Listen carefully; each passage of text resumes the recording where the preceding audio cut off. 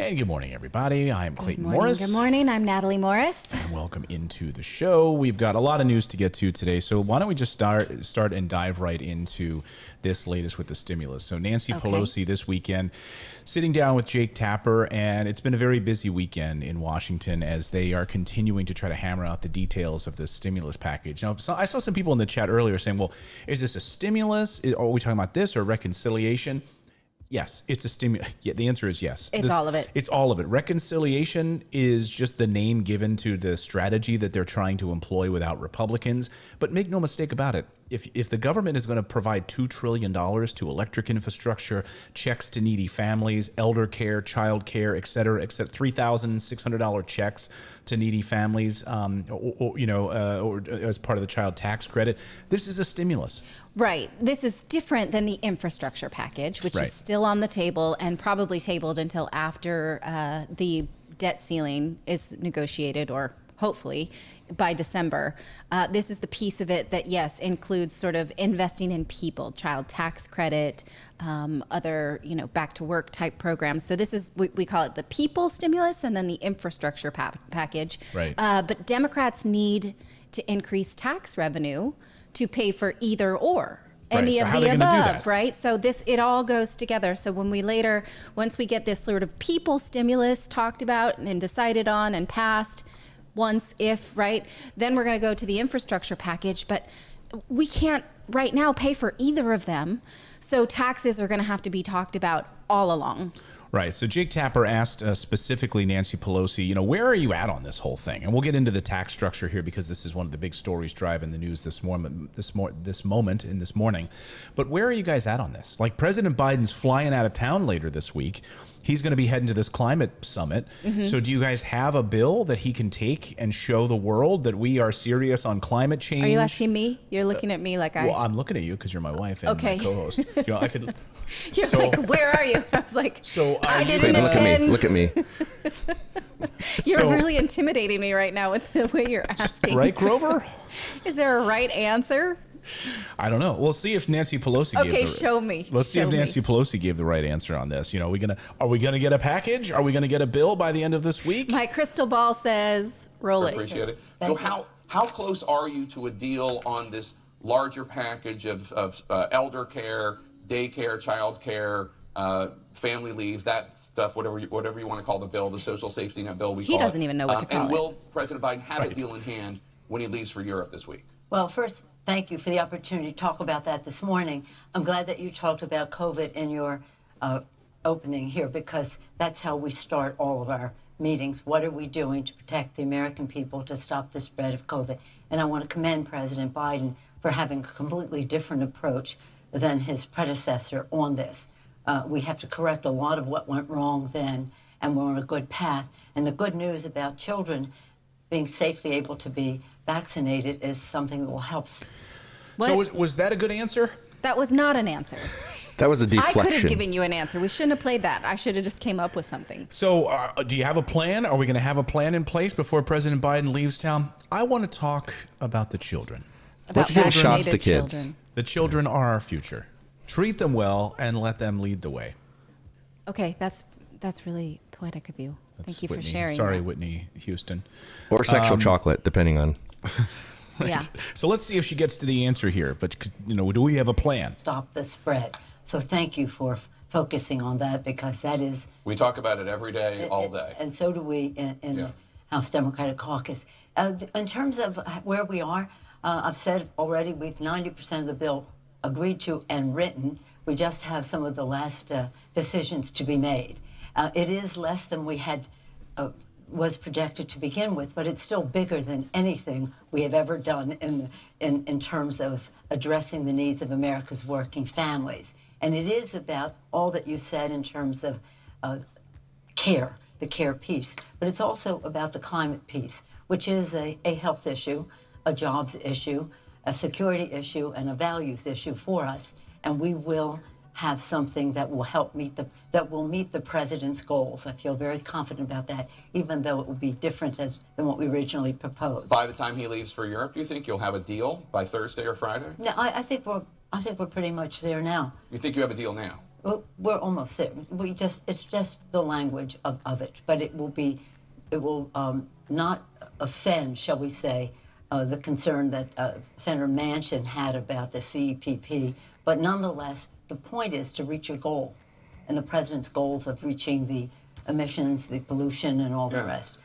Okay, so the things that we talked about last week that were sort of leaked out of these meetings means probably not anything to do with free college or any junior college or anything like that. Probably not student loan retrieval.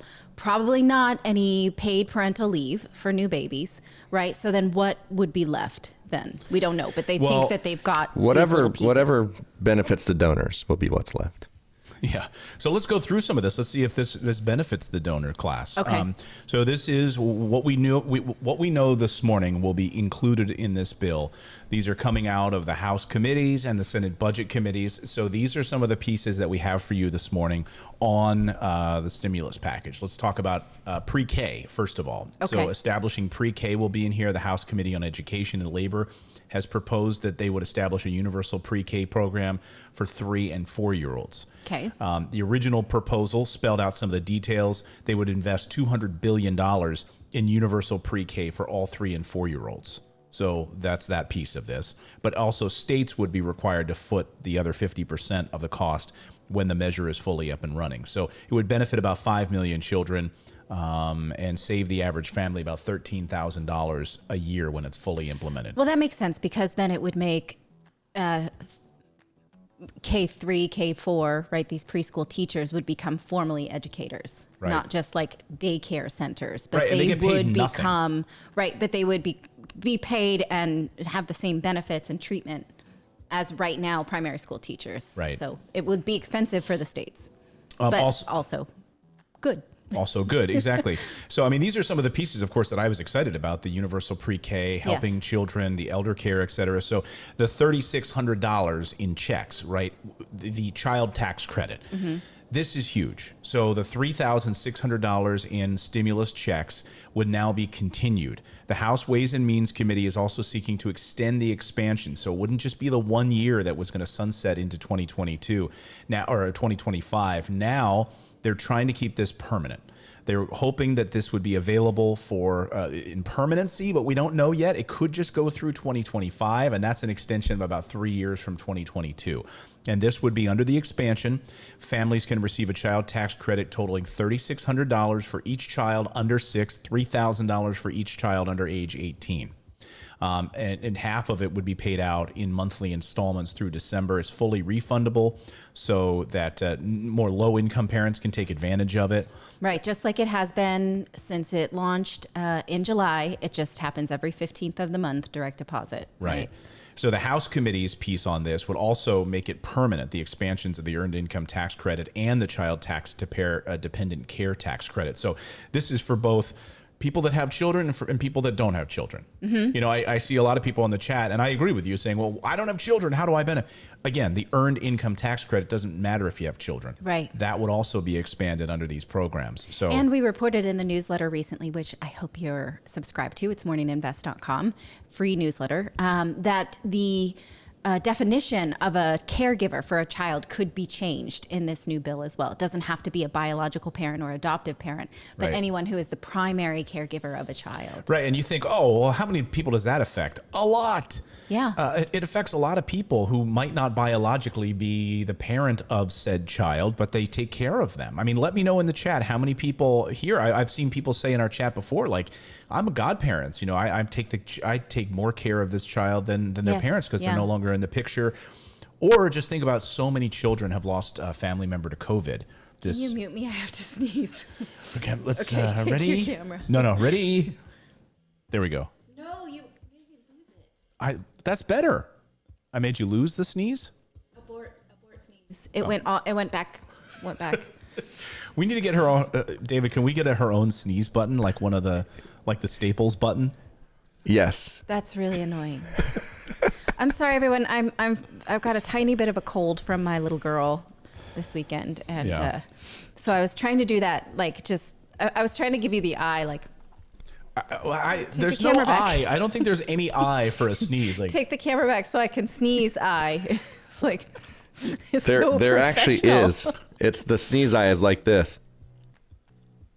What are you even doing? You're frozen. Oh. Oh, you're frozen. Okay, do it again. It's like You know how you make that? The worst is, I was on television and I'd be like, I have to cough. Can you shut my mic off? Because I was going to go on a coughing fit. I don't think there is an eye for a sneeze. But if you start doing okay, this, we need a no, you know what you should do? Hold up a feather. go to your shut up. You're so stupid. Just start putting a feather underneath your nose. Like, oh, she's got to sneeze. Yeah, but if you start doing this, I'll know. Either you've just taken a horse tranquilizer, or I'll mute your microphone from now on. Okay. Okay. Is the sneeze gone? No, it went back up and now it's gonna rear its ugly head. Okay. No. Everybody, we're going back to the. Okay. Let me do some reading here of what's Okay. next, and if you just kick me under the table if you need. And I think people can handle a sneeze. People know what they sound like. I just don't want to do it. I'm not going to do it gracefully on the two shot. I wanted to ugly sneeze. But after 20 years of doing television, I mastered the art of the quiet sneeze. Can anybody else do Like the that. quiet sneeze? Where I go, and no one hears it? I've done that. Oh wow, I my, can't. I can't. That's impossible. You can't do it? No, I Are you almost one of fall those, like, down when I old man sneeze. loud sneezers? Yeah, and I And cannot everyone, help like, it. When you're at a grocery store, people 20 aisles over are like, what the hell was that? I've tried to suppress it once, and I thought my eardrums popped out of my head. Oh, all right. So what else is in this bill? Let me go through it while Natalie recovers from a sneeze. Making childcare more affordable. So Democrats are looking to enhance the childcare for working families. This is, of course, a huge piece of the pandemic and the economic recovery. So many, perhaps single moms said, I can't afford to go back to work because the childcare, I can't pay for this childcare at this crappy retail job. They've cut my hours, et cetera. So under the proposal from the House Committee on Education, middle-income households, low and middle-income households would pay no more than 7% of their income on childcare for kids up to the age of 5. Parents earning up to 200% of their state median income for their family size would also qualify. The president said he wants to bring wages of the childcare workforce up to $15 an hour. And right now, the typical hourly rate is $12 in 2020. So right now, they're sort of figuring out how they're going to fund that piece of this. Now, you may recall Democrats got a lot of hot water because they didn't put that in the last actual COVID stimulus bill. That's what the president wanted. And the Budget Committee and the Senate said that you're not allowed to do that. So they didn't forget. They're bringing it back around. One thing that was trending this morning is this idea, though, of how they're going to pay for this by taxing unrealized gains. So this has been trending all over Twitter. And if you see this conversation, you'll understand what it means. Now, Democrats have a new tax plan to unveil later today that will go along with this spending bill. And it does not increase taxes on corporations, which is something Democrats have been saying they really wanted, but there's a few Democrats who are going against it. Obviously, all Republicans will go against it. So now the plan is to tax wealthy individuals more. Currently, rich Americans do not have to pay taxes on their accumulation of wealth, such as real estate, stocks, and artwork, because you're taxed when you sell those things, right? It's called capital gains tax. But under the new proposed billionaire income tax proposal, the federal government would require billionaires to pay the taxes on the increased value of an asset, such as on stocks on an annual basis, or regardless of whether or not you sell it. It's just that thing is worth more now. We're going to tax you on the gain, right? But that would also apply in reverse. You would get a deduction if that thing lost value as well. So now unrealized gains is trending on Twitter because people are debating the merits of this. And obviously there are so many problems with this, but there are also some benefits to it, right? So if you buy something, you've held it for, say, years and years, and it's got a huge gain, you're going to have a huge tax bill. If you paid that tax bill in increments over the years, it would mitigate your final taxation of something. It would maybe help you to hold it for longer instead of turning it over for a quick profit, right? But people are saying that perhaps it will keep wealthy people out of the stock market, which would have the long-term effect of lowering the movement in the stock market. And That's not going to happen. you don't think that will happen? No. I mean, look, we know from a story we reported last week that 88% or 85% of all the wealth that's owned by the stock market is owned by millionaires. That's absolutely true. But you have to think about things that are not stock-based wealth, right? For instance, real estate, right? How are we going to agree to the value of real estate that's going up for taxation basis? Certainly we cannot use appraisers. No, we can't use appraisers. Are we going to use like property tax Zillow numbers? Or something? And there's going to be a lot of gaming of that. Like that's a pretty big change that you cannot just make on the fly like that. Right. I think it deserves full congressional debate. It deserves for all of us to think about it for a second. It seems like I'm like, whoa. Yeah. Well, and for me, it's like I automatically think, okay, they're going after this, tracking of $600 or more, and then unrealized gains. It's like, okay, those two together, like, is that like, are they more going to track like, oh, you have had some gains, in whatever, we could have any gains in with them tracking our money. But it just seems like they're getting deeper and deeper and deeper into our personal finances. Right. And how are they going to figure this out? I mean, what about crypto? Talk about unrealized gains in crypto assets. I mean, what if you're using an exchange that's not in the United States? And they're going to, again, talking to a friend of mine who's a big data guy, and he said, look, they just do not have the infrastructure for this. Like to do this on a scale of actually being able to track this stuff is a monumental task, and they are nowhere near capable of pulling this off. Right. Well, and even if they were, we're just giving them too much access. Yeah. Well, again, I don't know how they're going to be looking at all these investments and trying to figure this out. I think to your point about the stocks and then figuring out, I haven't cashed out this particular investment. So it's an unrealized gain. I haven't taken the profits. Right. Now you're going to tax the unrealized version of this? And then what if you pay on a profit and then all of a sudden that asset drops in value, right? And then you'll get all of that back. But you're out of pocket. It's like you're lending the government money. Right. And then who's on something you will eventually lose on. So that's a concern. And then also, do I have to pay on the cap rate of my own private business, right? Because my business then is an asset. Right. And I say it's worth this. And so then I'll pay on the entire value of this. Certainly that won't happen. I think big corporation will fight back against it. It's just like there's so many questions more than answers. And I find this very concerning. Accountants are going to be super busy. I mean, I don't know. I mean, imagine for just like the little guy trying to figure all this out who wants to start investing in the stock market, making some money. Now they're going to have to deal with this crazy amount of unrealized gains. Nancy Pelosi said, we probably will have a wealth tax, she said.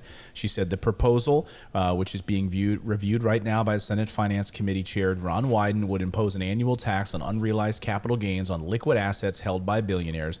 She said, I wouldn't call that a wealth tax, but it'll help get at the capital gains, which are an extraordinarily large part of the incomes of the wealthiest individuals, and right now they escape taxation until they're realized. That's what Janet Yellen said. Liquid assets. So we'll get to the bottom of that piece of this. And then I had a question too about the $15 minimum wage. Is it still proposed out for 5 years or whatever it was? Well, the $15 an hour minimum wage right now is not even, the only thing would be for the childcare workforce up to $15 an hour right now. That's the only piece of this that I see. So we don't even have actual minimum wage as part of the stimulus package. Right. Right. And the reason they can't do that is if you'll recall back in the spring, minimum wage was said by the Senate parliamentarian to not be allowed in that reconciliation package they passed before. So they're not going to try to stick that into this package only for the Senate parliamentarian to say you can't do that this time. It would be the same. Yeah. I don't know how they get away with certain people like childcare workers. I don't understand the Senate parliamentarian. Just let me rattle the rest of these off real quick here. Boosting child nutritional programs, that would be in this as well. Expanding Medicare benefits would also be expanded in this. An $800 voucher for dental services was still being negotiated, as well as vision coverage. Joe Manchin is apparently calling this part a reach. A reach? What? It's like what is he talking about? It's a reach? Because you would get a voucher.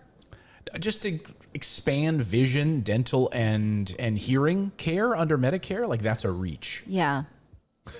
Okay. Okay. Thanks. Yeah, we're really concerned about Joe. What you also could do was regulate the medical industry so they can't price gouge. So then maybe we don't have to, I mean, because an $800 voucher for vision is not going to get you anywhere. Yeah. You know. I mean, especially when you Yeah, my glasses are $730 for my lenses. Wow, Beyonce. Right. But those lenses, I mean, those lenses are some fancy white lenses. Yeah, they're and it's not, no, the frames are $23. The lenses are like the blue light filter, the transitions, they fit they transition to sunglasses in the sun, like they're just an anti-glare. The bifocals. It's got the Ben Franklins on. Well, just as we hear about, Joe Manchin, we also learned this morning that the FBI and the IRS had been probing his closest allies as Joe Manchin's star has been rising in West Virginia. So they've been looking into all of his inner circle and his business associates for some shady dealings. You can read up that full article over at The Intercept if you want to learn more about this. It's the weirdest picture. He's just going upstairs with AirPods. And that looks like Jason Bourne looking. but he can't, he can listen to AirPods as loud as he wants, but he can't support hearing expansion in the Medicare package, for other people. So let me just rattle the rest of these off in the reconciliation. Again, these are the things that are currently on the table and likely going to be included inside the stimulus package. Beefed up Affordable Care Act subsidies would be in there. These were the amount the Obamacare enrollees have to pay no more than 8.5% of their income and make assistance available to more Americans. It would also lower for lower income policy holders can receive subsidies that eliminate their premiums completely. So this would go a long way to helping people in some ways almost get free health care. For low-income Americans. A federal Medicaid expansion program, allowing Medicare to negotiate prescription drugs. This is a big one. She's not sure. Nancy Pelosi's not sure whether or not this one would make it into the final package of this. This is, of course, Bernie Sanders' big push is to be able to have Medicare actually, negotiate prescription drug costs. I do not think that you're going to get any meaningful change to Medicare in this bill. That has to be another Obamacare size package. There's too much there for that. There's too much. Or an executive order. Yeah, no, it's got to be. Yeah. So that's nice. Thanks for that. It's not going to change anybody's life until we actually make it so that private healthcare companies are not having anything to do with running Medicare, until prescription drug prices are not negotiated by the insurance company, until all of that needs to be scrapped. So that's a well, the people standing in the way. Kirsten Sinema is standing in the way of this. The Arizona senator. She's everybody's standing in the way of this. All lawmakers are standing I guess in the at least way of this, not on the except progressive maybe Bernie side. Sanders. Yes, I hear you, but Kirsten Sinema specifically has been the one taking money from these big donors, and specifically has been outspoken about it. And so Nancy Pelosi was asked about this. This was one little moment that came up where Nancy Pelosi was asked about whether or not she's kind of mad, at Kirsten Sinema and Joe Manchin. Take a listen. You talk about how you're almost there, except for 10% of the bill, and you also talk about how the House is there. You guys are ready. You're going to pass it. And it's really these two Senate holdouts, Sinema and Manchin. Are you frustrated with them? Well, I'm respectful of everybody's point of view. I do not want the I don't want the Trump tax cuts perpetuated. So I don't want anybody to think if we don't address those right now they're off the table. No, we will use them for something at some point, because you can't use the wealth tax and tax the billionaires, which is what we should be doing, and let corporate America off the hook.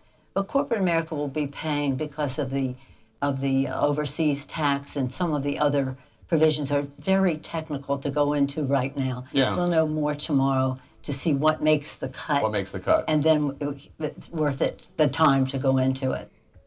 All right, there you go. So that's the very latest on the stimulus. She says we've got a bill. It's almost 90% done, and we should have an update later in this week, perhaps before President Biden flies out for the big climate summit. We've got more news to get to. We're going to talk about student loan defaults and the latest on that as millions of Americans face defaults on these student loans. What will President Biden do? And then we're going to talk about this Facebook whistleblower. Boy, this story just keeps getting interesting.